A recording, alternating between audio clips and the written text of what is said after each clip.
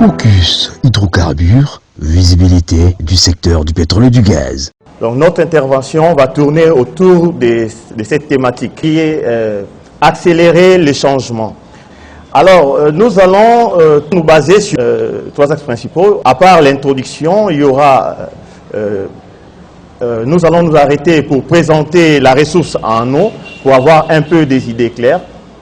Et en troisième position, nous allons parler des actions, parce qu'il y a des actions qu'on doit mener afin de gérer cette ressource en eau qui est une ressource très sensible.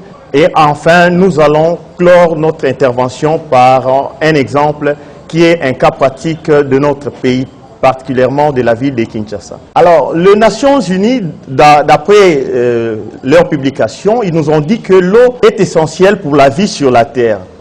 Par conséquent, l'eau est un droit fondamental.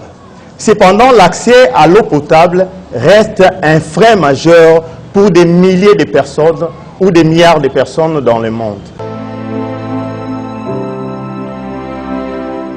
Focus hydrocarbures, visibilité du secteur du pétrole et du gaz. Toujours selon l'ONU, plus de 2 milliards de personnes n'ont pas accès à l'eau potable. Comme si cela ne suffisait pas, aujourd'hui, cette ressource est victime de dérèglements climatiques que nous constatons à partir de perturbations des précipitations, des augmentations de température et des inondations par-ci par-là. Ajoutez à cela le problème de la qualité de l'eau qui se pose. Je pense que vous êtes sans ignorer que l'année passée, le fleuve Congo, la rivière Kasaï et plusieurs d'autres rivières, la rivière Chikapa, étaient victimes d'une certaine pollution. Alors l'eau, c'est quoi l'eau exactement?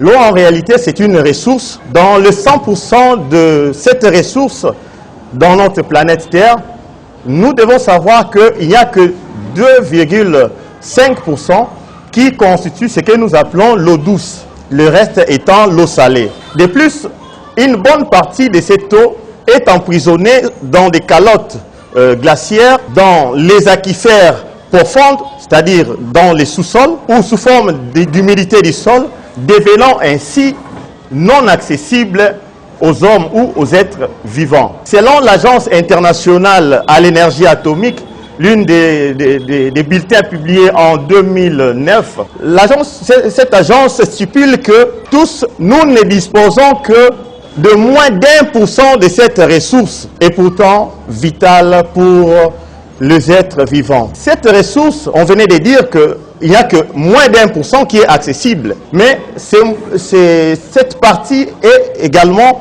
sujet à beaucoup de problèmes que nous venons de mettre ici sous deux blocs. Nous avons en première position le dérèglement climatique ou le changement climatique. Comme on était en train de le dire, le changement climatique se manifeste par des perturbations de précipitations. Actuellement en France, les chercheurs sont en train de travailler là-dessus.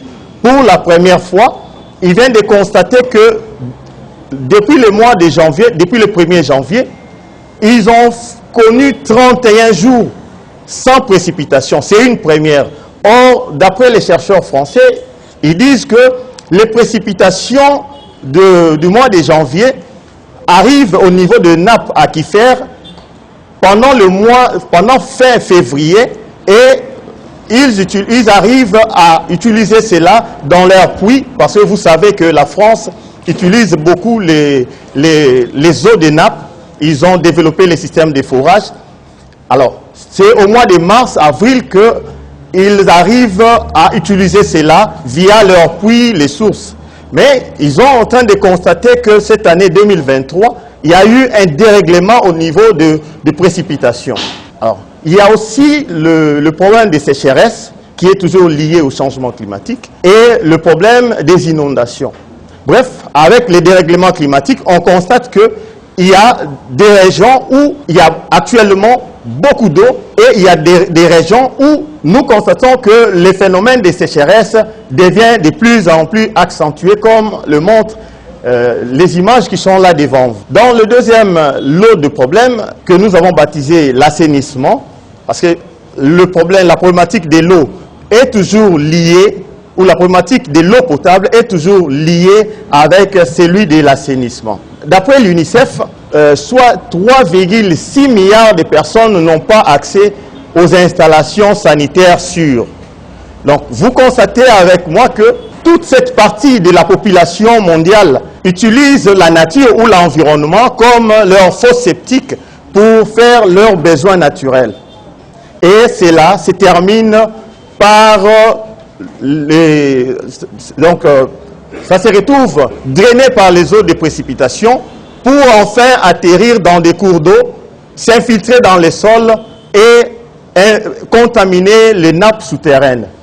Comme l'image ici qui est en bas, c'est la commune de Kisenso, au niveau du quartier l'ancien combattant. Mais nous allons revenir plus tard sur cette image. L'importance de la journée mondiale de l'eau.